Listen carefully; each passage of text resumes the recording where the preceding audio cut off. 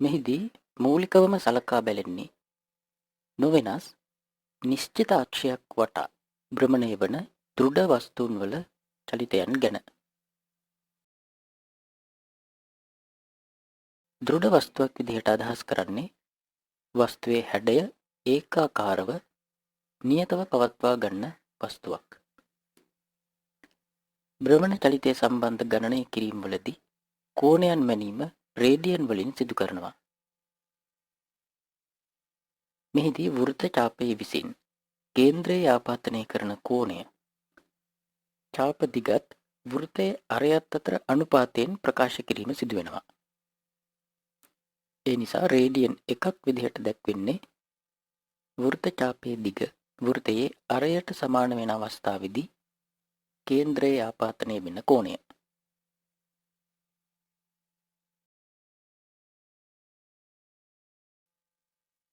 වෘත්තයේ පරිධියට සමාන චාපයක් කේන්ද්‍රයේ ආපතනය කරන කෝණය අංශක 360ක් නිසා අංශක 360 සමාන වෙනවා රේඩියන් වලින් මේ කෝණය අගය වෙන චාපයේ දිග බෙදීම වෘත්තයේ අරයට.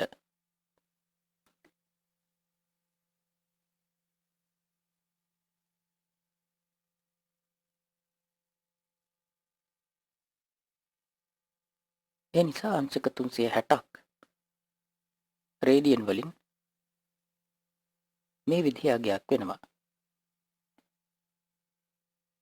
ඒ නිසා අංශක වලින් ප්‍රකාශ වෙන මේ කෝණයන් රේඩියන් වලින් මේ ආකාරයට දක්වන්නට පුළුවන්.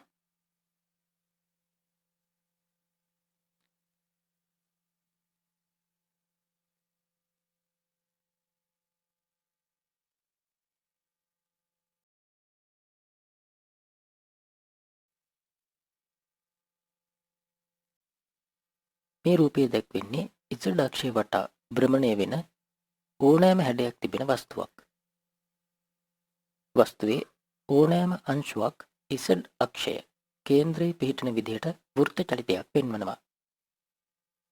වස්තුවට සම්බන්ධ ඒ වගේම භ්‍රමණ අක්ෂයට ලම්බකව මේ විදිහේ සරල රේඛාවක් සලකමු. z අක්ෂයට ඉහළ පිහිටීමකින් නිරීක්ෂණය කරොත් මේ විදිහේ රූප සටහනකින් මෙය පෙන්වන්නට පුළුවන්. x අක්ෂයෙන් කෝණික පිහිටීම බිඳුව වෙන අවස්ථාව දැක්වෙනවා නම් සරල රේඛාවේ යම් කෝණික පිහිටීමක් මේ කෝණයෙන් ප්‍රකාශ කරන්නට පුළුවන්. ඒ නිසා මේ අවස්ථාවේදී මේ රේඛාවේ කෝණික පිහිටීම නැත්නම් වස්තුවේ කෝණික පිහිටීම θ1 කියන කෝණයෙන් දක්වනවා. වෘත්ත චාපයේ දිග S නම් θ1 කියන කෝණය රේඩියන් වලින් S බෙදීම R ට සමානයි. R කියන්නේ වෘත්තයේ අරය.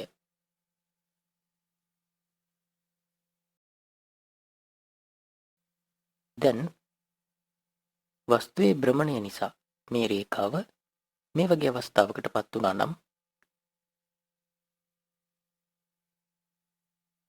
වස්තුවේ සිදුවන භ්‍රමණය ඩෙල්ටා θ සමාන වෙනවා θ2 ඍණ θ1ට. මෙය මේ වස්තුවේ සිදුවන කෝණික විස්ථාපනයේ විදිහට හඳුන්වනවා. වස්තුවේ කෝණික විස්ථාපනය ඕනෑම අංශුවක කෝණික විස්ථාපනයට සමාන වෙනවා.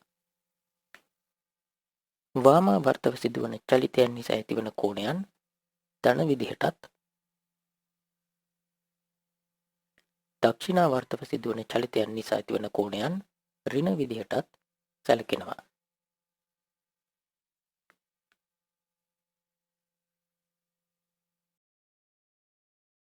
භ්‍රමණය වෙන වස්තුවක් θ1 කියන පළවෙනි කෝණික පිහිටීමෙන් ඩෙල්ටා t කාලයකදී θ2 කියන දෙවෙනි කෝණික පිහිටීමට පත් වුණා නම් කෝණය වෙනස් වෙන ශීඝ්‍රතාවය වස්තුවේ කෝණික ප්‍රවේගයේ විදිහට හඳුන්වනවා. වස්තුවේ කෝණික ප්‍රවේගය ඕනෑම අංශුවක කෝණික ප්‍රවේගයට සමාන වෙනවා. ඔමේගා වලින් දක්වන කෝණික ප්‍රවේගයේ ඒකකය තප්පරයට රේඩියන් වලින් ප්‍රකාශ කෙරෙනවා. වස්තුවක වාමාවර්ත චලිතයන් වලින් ධන කෝණික ප්‍රවේගයකුත් දක්ෂිණාවර්ත චලිතයන් වලින් ඍණ කෝණික ප්‍රවේගයකුත් දැක්වෙනවා. කෝණික ප්‍රවේගය දෛශිකයකින් නිරූපණය කිරීමේදී දෛශිකයේ දිශාව දකුණත් නීතිය මගින් ලබා ගැනීම සිදු කරනවා. මෙහිදී වස්තුවේ භ්‍රමණ දිශාව දකුණු අතේ නැමුණු ඇඟිලි වලිනුත් මහපට ඇඟිල්ලෙන් පෙන්වන දිශාවෙන් කෝණික ප්‍රවේගීය දිශාවත් දැක්වෙනවා. කෝණික ප්‍රවේගය වස්තුවේ භ්‍රමණ අක්ෂය දිගේ ඇති වෙනවා.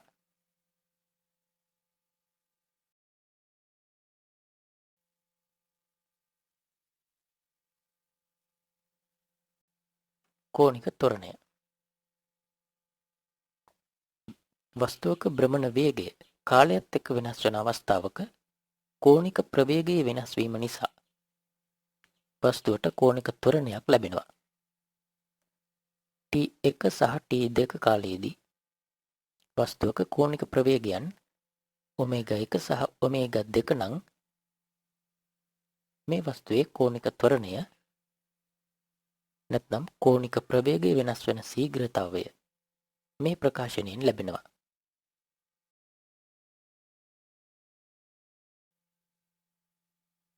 කෝණික ත්වරණය ඇල්ෆා වලින් ප්‍රකාශ කෙරෙනවා. ඒකකය තප්පර වර්ගයට රේඩියන්.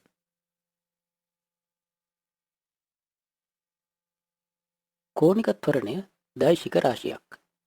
වස්තුවේ භ්‍රමණාක්ෂය නොවෙනස්ව නිශ්චලව පවතිනව නම් කෝණික ත්වරණයත් කෝණික ප්‍රවේගයේ විදිහටම භ්‍රමණ අක්ෂය දිගේ පවතිනවා. වාමාවර්තව සිදුවන භ්‍රමණයකදී ධන කෝණික ප්‍රවේගය කාලයත් එක්ක ක්‍රමයෙන් වැඩි වෙනව නම් එය ධන කෝණික ත්වරණයක් වෙනවා. එනිසා මේ විදිහ අවස්ථාවක කෝණික ප්‍රවේගයයි කෝණික ත්වරණයයි භ්‍රමණ අක්ෂය දිගේ එකම දිශාවකට පවතිනවා. වාමාවර්ත භ්‍රමණය නැත්නම් ධන කෝණික ප්‍රවේගය කාලයත් එක්ක ක්‍රමයෙන් අඩු වෙනවා නම් එය ඍණ කෝණික ත්වරණයක් වෙනවා.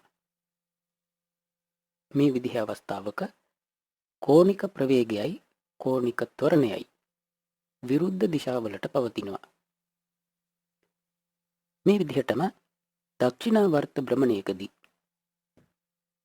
මේ ඍණ කෝණික ප්‍රවේගය ක්‍රමයෙන් වැඩි වෙනවා නම් එය ඍණ කෝණික ත්වරණයක් වෙනවා. ඍණ කෝණික ප්‍රවේගය ක්‍රමයෙන් අඩු වෙනවා නම් එය ධන කෝණික ත්වරණයක් වෙනවා.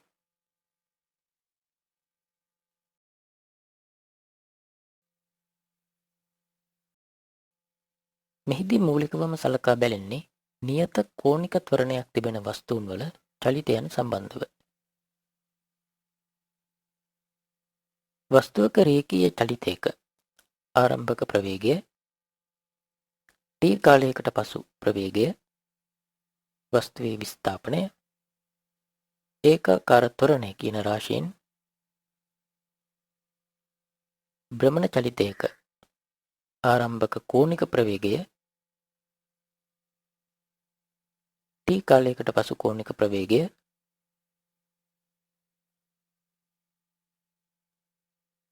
කෝණික විස්ථාපනය කෝණික ත්වරණය කියන රාශීන් වලට ප්‍රතිසම වෙනවා.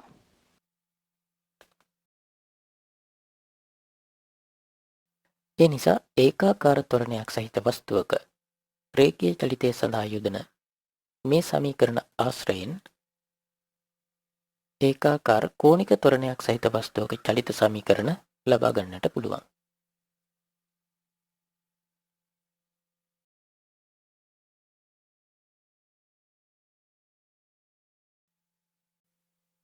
භ්‍රමණය වෙන වස්තුවක භ්‍රමණාක්ෂයට R දුරකින් තිබෙන ඕනෑම අංශුවක් T T කාලයකදී පළවෙනි අවස්ථාවේ සිට දෙවෙනි අවස්ථාවට පත් වුණා නම් අංශුවේ කෝණික විස්ථාපනය θ රේඩියන් වලින් S බෙදීම R වලට සමානයි.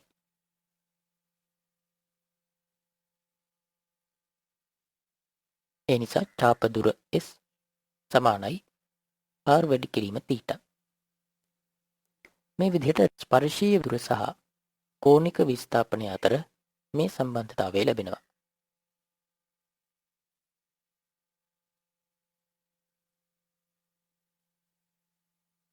මේ ප්‍රකාශනයේ දෙපසම කාලය T වලින් බෙදුවොත්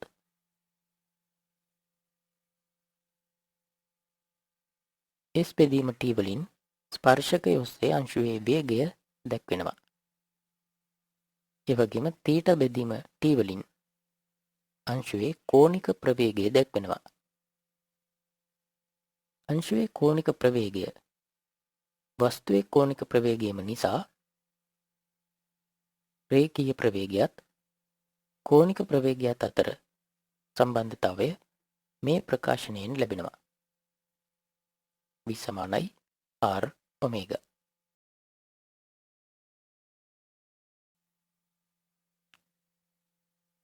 අංශුවේ වෘත්ත චලිතය නිසා වෘත්තයේ කේන්ද්‍රීය දිශාවට ත්වරණයකුත් පවතිනවා. කේන්ද්‍රීය දිශාවට පවතින ත්වරණය P වර්ගය බෙදීම R වලින් ලැබෙනවා. V කියන්නේ R වැඩි කිරීම ඔමේගා. එනිසා කේන්ද්‍රීය දිශාවට අංශුවේ ත්වරණය මේ ප්‍රකාශනයෙන් ලැබෙනවා.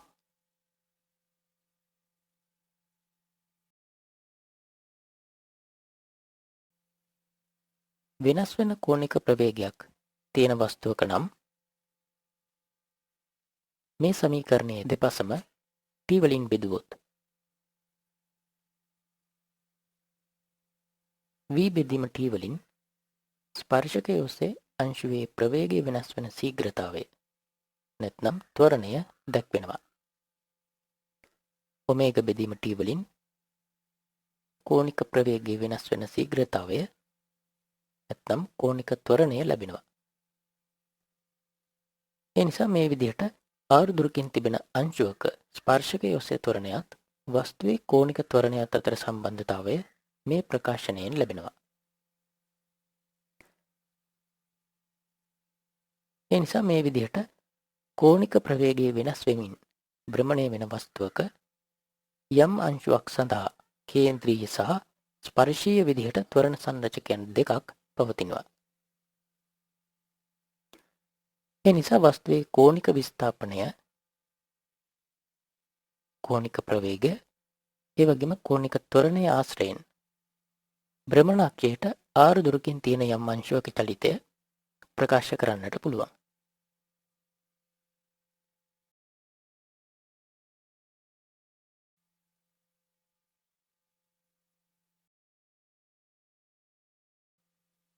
රූපය දැක්වෙන්නේ ඉසඩ් අක්ෂය වටා භ්‍රමණය වෙන දෘඩ වස්තුවක්. වස්තුවේ ඒකාකාර කෝණික ප්‍රවේගය ඔමේගා. භ්‍රමණය නිසා වස්තුවේ චාලක ශක්තිය ගණනය කිරීම සලකා බලමු. වස්තුවේ චාලක ශක්තිය වස්තුව හැදිලා තිබෙන සියලුම අංශුවල චාලක ශක්තියින් වල එකතුවෙන් ලබා ගන්නට පුළුවන්. භ්‍රමණ අක්ෂයට RI දුරකින් තියෙන ස්කන්ධය MI වෙන අංශුවක් සලකමු. මේ අංශුව භ්‍රමණ අක්ෂය වටා වෘත්තාකාර මාර්ගයක ගමන් කරනවා. ස්පර්ශකය ඔස්සේ අංශුවේ ප්‍රවේගය VI නම් අංශුවේ චාලක ශක්තිය සමානයි භාගයයි MI VI වර්ගය. වස්තුවේ කෝණික ප්‍රවේගය ඔමේගා. ඒ නිසා අංශුවේ ස්පර්ශීය ප්‍රවේගය VI සමානයි RI වැඩි කිරීම ඔමේගා.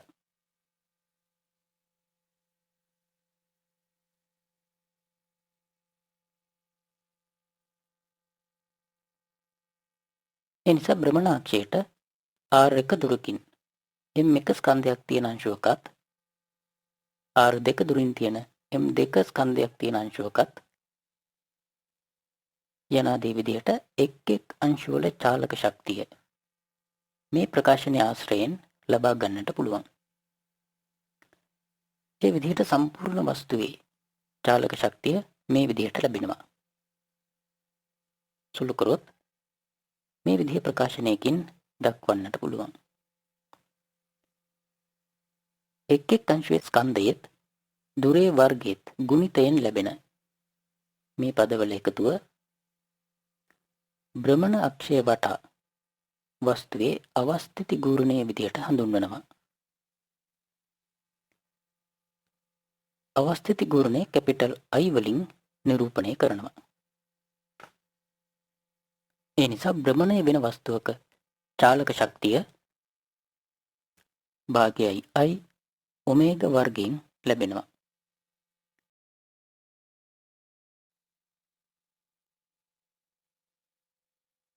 මෙය රේඛීය චලිතයක චාලක ශක්තිය වෙන භාගයයි MV වර්ගයට අනුරූපී වෙනවා.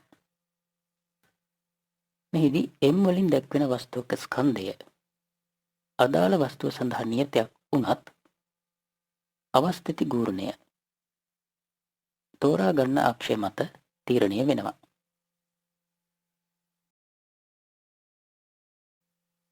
ඒකාකාර ස්කන්ධ ව්‍යාප්තියක් තිබෙන වස්තුන් කීපයක අක්ෂයක් වටා අවස්ථිති ගූර්ණයන් මේ විදිහට දක්වන්නට පුළුවන්. ඒකාකාර දණ්ඩක මධ්‍ය ලක්ෂ්‍ය හරහා යන අක්ෂයක් වටා අවස්ථිති ගූර්ණය ML වර්ගයේ බෙදීම 12යි. M කියන්නේ දණ්ඩේ ස්කන්ධය, L කියන්නේ දණ්ඩේ දිග. මේ විදිහටම එක අන්තයක තිබෙන මේ විදිහ අක්ෂයක් වටා දණ්ඩේ අවස්ථිති ගූර්ණය ML වර්ගයේ බෙදීම 3යි.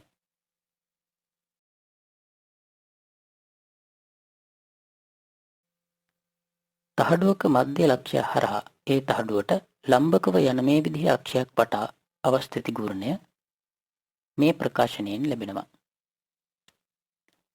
AB කියන්නේ තහඩුවේ දිග සහ පළල.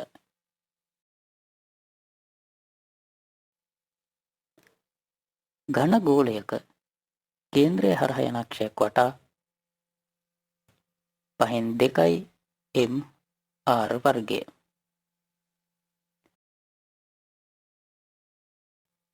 කුහර ගෝලයක නම් 3/2 M R වර්ගය.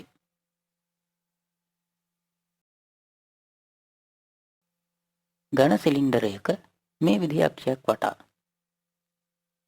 භාගයයි M R වර්ගය. කුහර සිලින්ඩරයක නම් භාගයයි M වැඩි කිරීම R1 වර්ගය ධන R2 වර්ගය. R1 R2 කියන්නේ අභ්‍යන්තර සහ බාහිර අරයන්.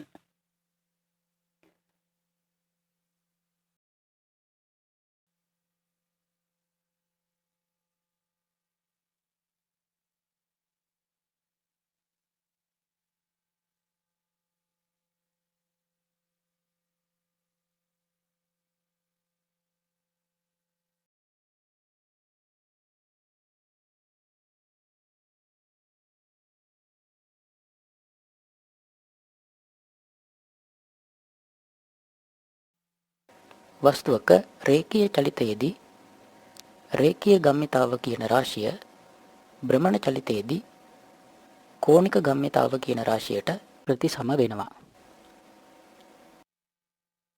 රේඛීය චලිතයේදී වස්තුවක ස්කන්ධයේත් ප්‍රවේගයේත් ගුණිතයෙන් අදාළ වස්තුවේ රේඛීය ගම්‍යතාව ලැබෙනවා.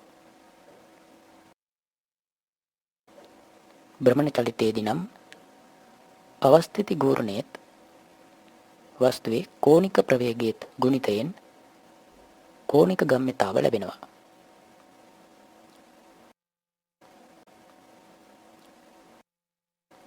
රේඛීය ගම්‍යතා සංස්ථිති නියමයට අනුව රේඛීය චලිතයේදී වස්තුව මත බාහිර බලයක් ක්‍රියා නොකරයි නම් ඒ වස්තුවේ රේඛීය ගම්‍යතාව නියතයක් වෙනවා. m වැඩි කිරීම v නියතයක් වෙනවා.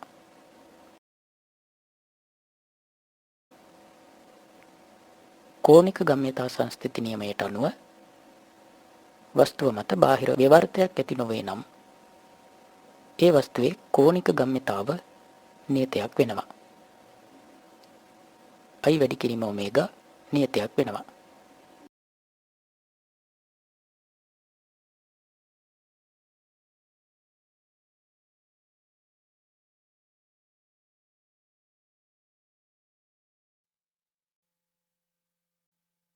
බාහිර බලයකින් වස්තුවක භ්‍රමණය සඳහා වන බලපෑම ව්‍යවර්තය කියන භෞතික රාශියෙන් ප්‍රකාශ කෙරෙනවා. ඉස්සර අක්ෂය වටා භ්‍රමණය විය හැකි වස්තුවක් සලකමු.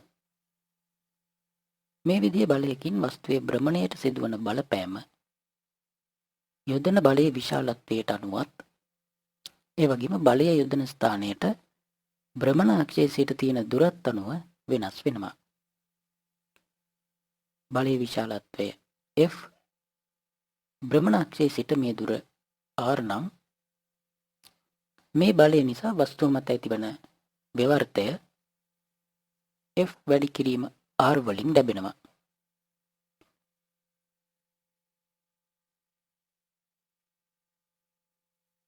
ආනතව ක්‍රියා කරන බලයක් නිසා ඇතිවන ව්‍යවර්තය නැත්නම් භ්‍රමණය සඳහා වෙන බලපෑම ඇති වෙන්නේ මේ බලයේ ස්පර්ශීය සංරචකය නිසා බව පැහැදිලියි. මේ වගේ අවස්ථාවක ව්‍යවර්තය බලයේ ස්පර්ශීය සංරචකය වැඩි කිරීම R කියන මේ අගයෙන් ලැබෙනවා.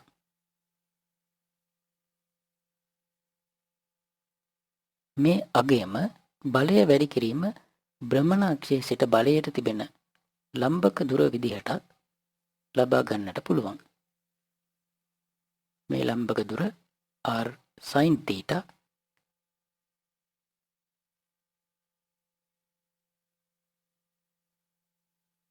එනිසා ව්‍යවර්තය බලය F වැඩි කිරීම R sin theta.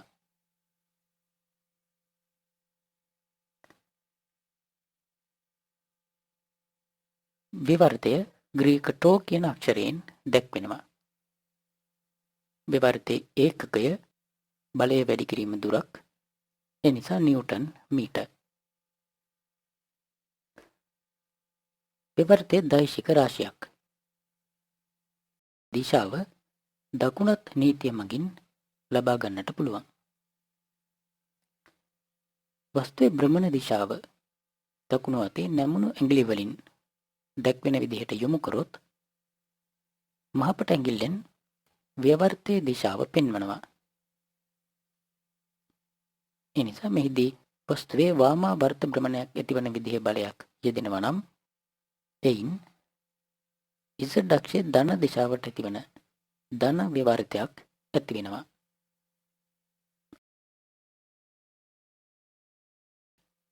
ඒ වගේම දක්ෂිණාවර්ත භ්‍රමණයක් ඇතිවන විදිහට යෙදෙන බලයකින් Z අක්ෂයේ ඍණ දිශාවට ඇතිවන නැත්නම් ඍණ ව්‍යවර්තයක් ඇති වෙනවා.